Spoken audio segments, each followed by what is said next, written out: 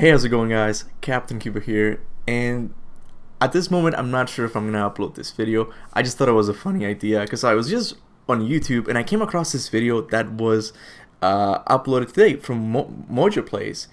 10 predictions for God of War Ragnarok. I'm like, oh my god, WatchMojo's doing God of War theories now. How dare they step in my realm now?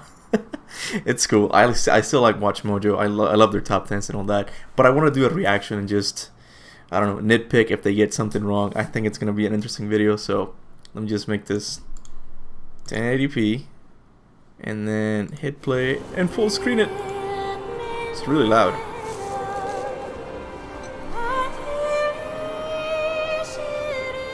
Welcome to Mojo Plays. Today we're looking at 10 predictions for God of War Ragnarok. Which god do you think Kratos will kill next? What is that? Secret plans concealed by Tyr so none could access but him. And those few others the giants trusted. Come.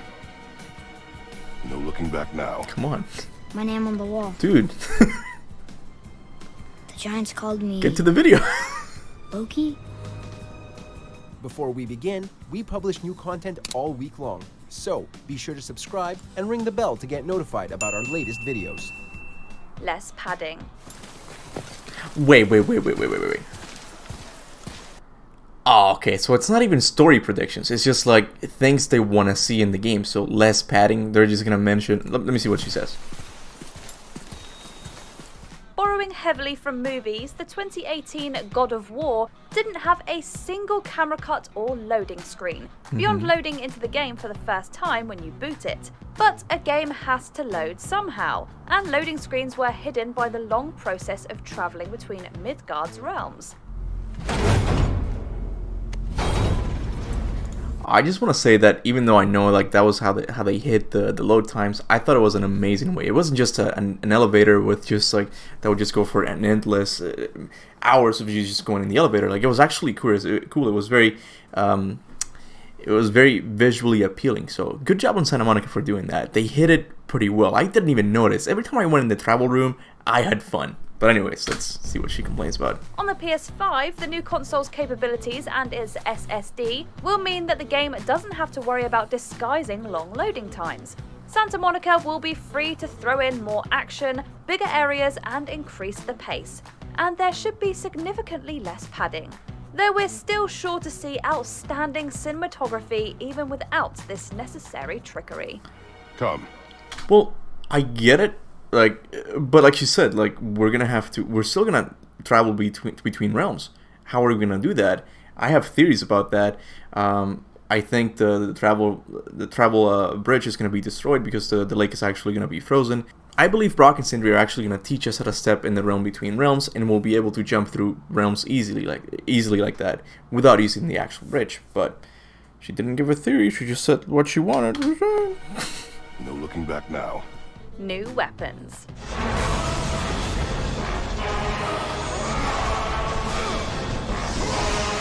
Kratos went through most of his previous games using the Blades of Chaos, his trademark weapons, and then the 2018 game introduced his powerful Leviathan axe. Kratos later recovered his Blades of Chaos and had both weapons at his disposal, but is the next game going to follow this formula exactly?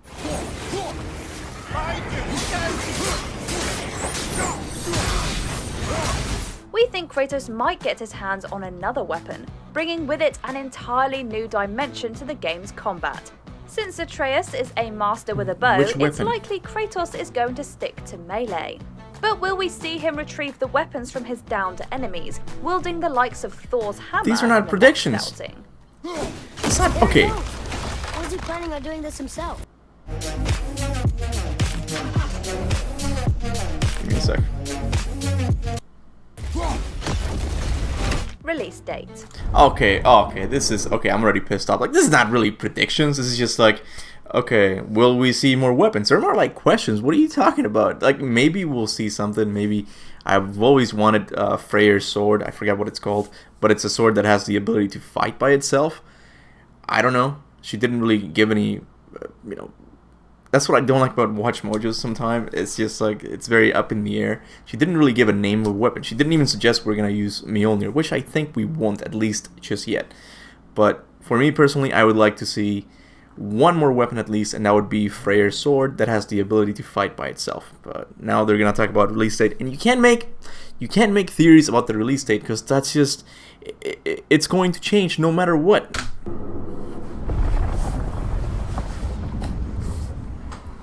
We all know that Ragnarok is going to be great, but when will we actually be able to play it? When the sequel was officially announced back in 2020, not that we didn't already know one was coming, the release window of 2021 was given. But will the game actually hit shelves this year?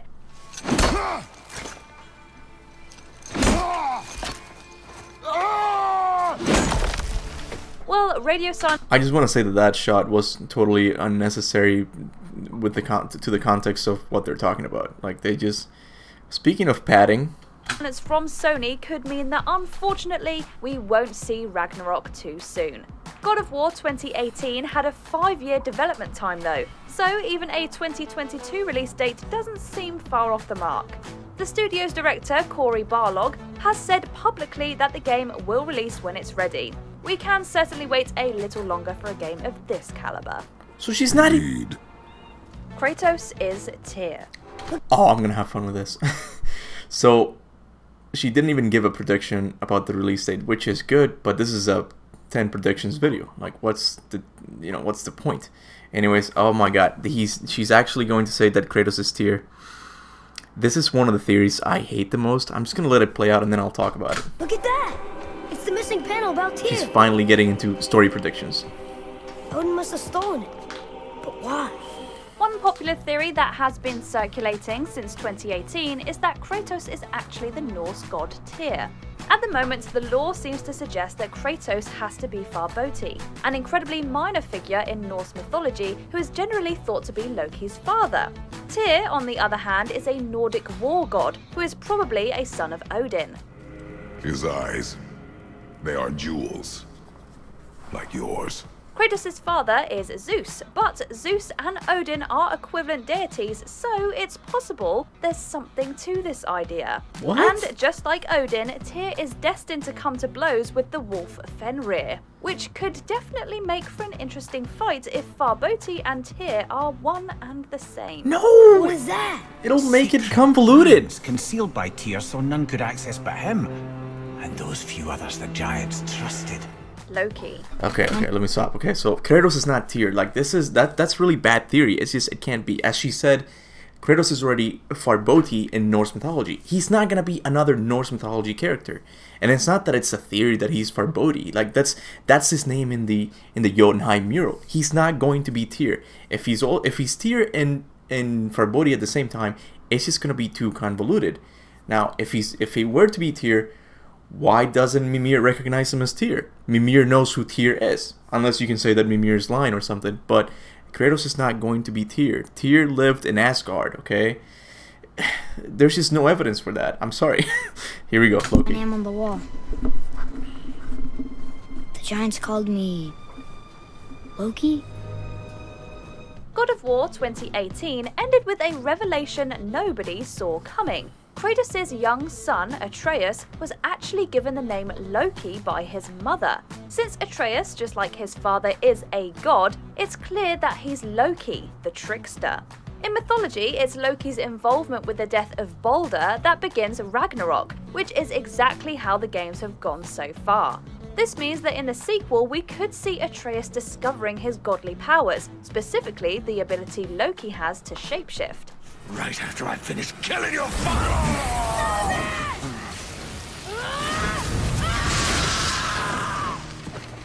And there are many more routes Santa Monica could go down to explore this. Loki is the father of Jormungand and Fenrir, and there are many theories that time travel will become important as the games continue. A question for another day. Let us go home. Odin. Okay, so I have no complaints about that one. I mean, yeah, I do think Santa Monica is they're gonna explore like Atreus' abilities, especially that of being able to shapeshift. I think it's gonna be really cool when we'll be able to command Atreus to turn into an eagle and fetch us something. Like, I think it's gonna be cool, and it might, you know, be a hint that he's going to be his own character in the future, like a spin-off game at least with Atreus. So no disagreement there, WatchMojo. So good job. Father, it is time to end this. Here's my son. It is time. The most powerful and versatile Norse god is Odin, the All-Father and King of Asgard. Like Zeus, Odin rules the heavens, but he's also a deity associated with poetry, war, and magic. So he's going to have a lot of tricks up his sleeve when it comes to his attempts to avert Ragnarok. Odin is extremely clever, you see. Nearly as clever as he thinks he is. And he's a collector of prophecies. If it's about the future, he adds it to his collection. He's definitely going to come to blows with Kratos at some point, mirroring Zeus's mistakes in the original God of War games. But Odin might not be the big bad we believe him to be, because according to Nordic prophecy, Odin is going to be ultimately defeated by Fenrir, the giant wolf. This could mean Kratos is the one who frees Fenrir in the end.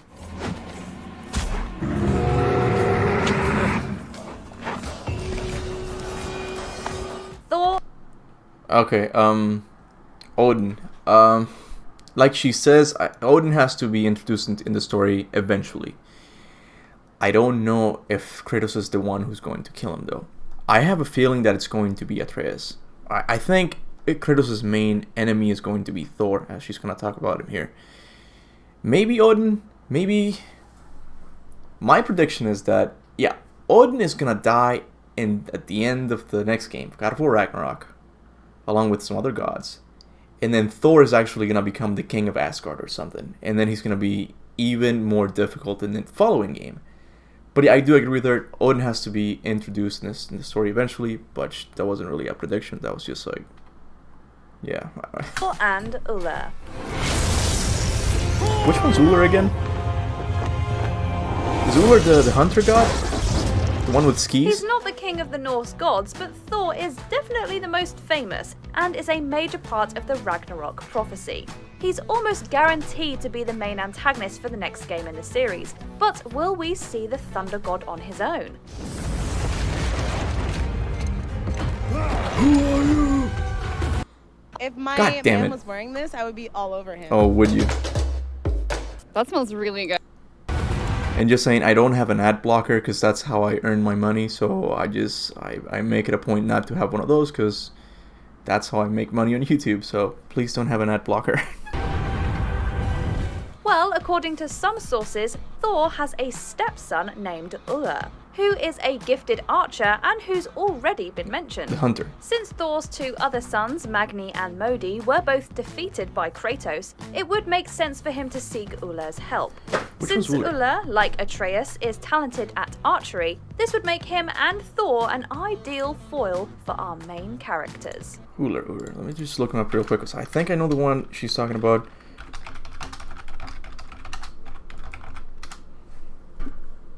Yeah, that's him. Okay. Associated with skis and the bow. Yeah, okay, so I actually made a video about him so you guys can check it out. Kaptain Kuba. What is this? Kuba. Atreus's toys.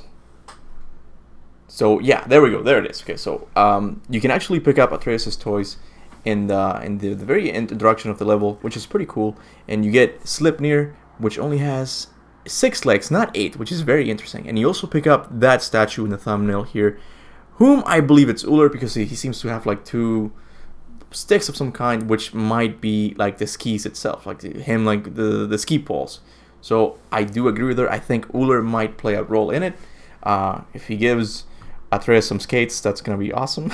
It's gonna look funny, but it's gonna be awesome nonetheless.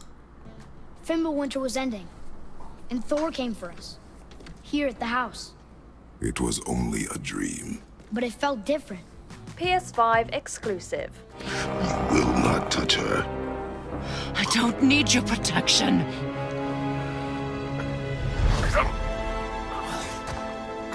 The previous game was one of the best looking games of all time, and perhaps the most graphically powerful Sony exclusive ever seen.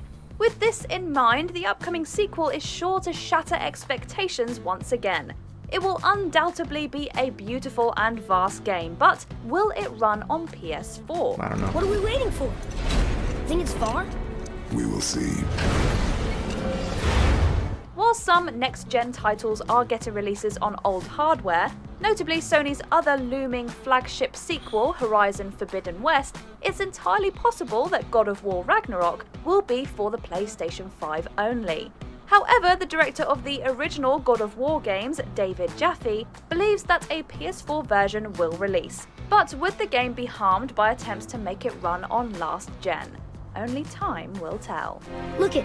That Yeah, that's the main issue with that topic. Like, both sides have things to gain and things to lose, I guess. Like, if it goes for the PS4 as well, a lot more people are going to be able to play it.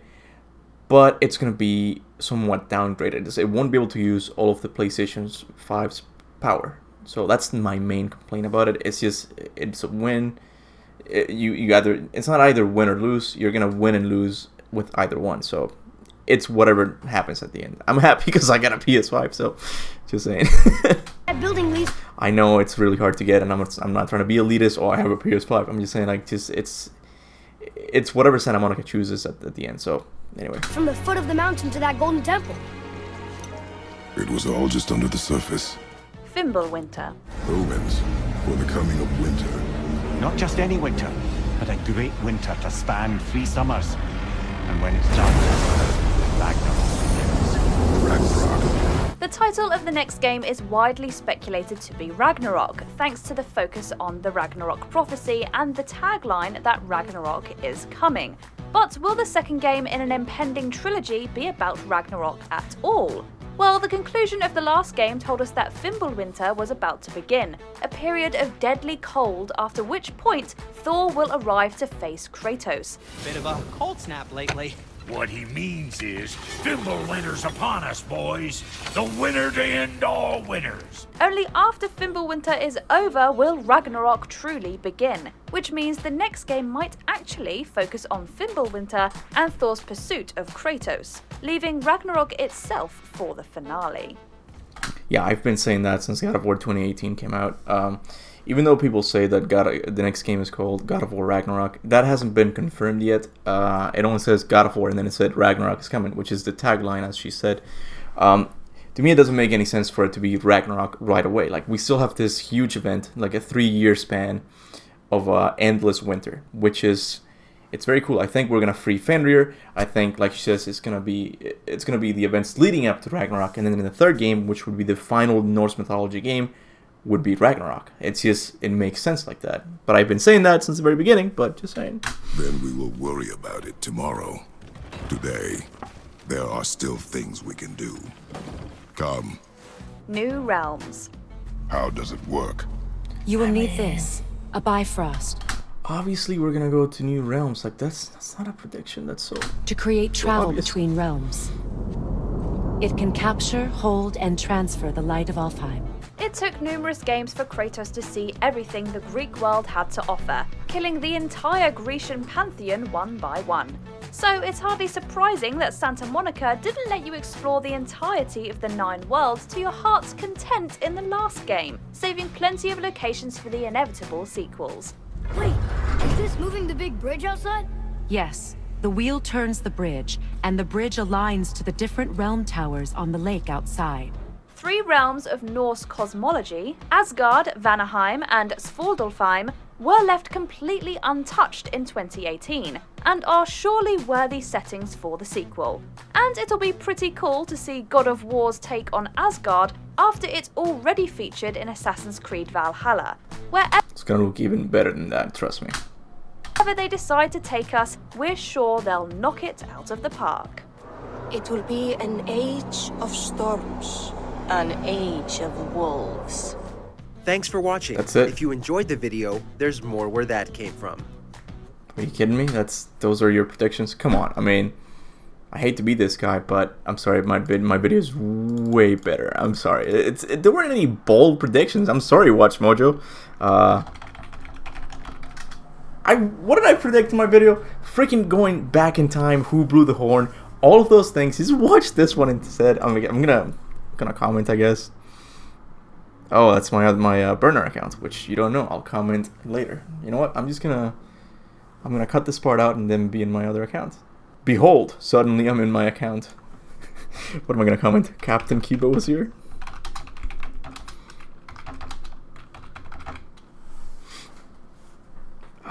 What else should I say?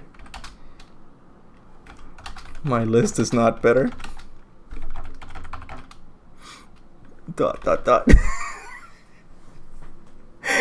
Okay. That's kind of a jerk comment, but it doesn't matter. Anyway, so this was my reaction of WatchMojo's 10 predictions for God of War Ragnarok. I don't really consider them predictions. It's gonna come out in the future. Other realms, come on, WatchMojo, be a little bit more bold, man. But anyway, thank you guys for watching, and bye.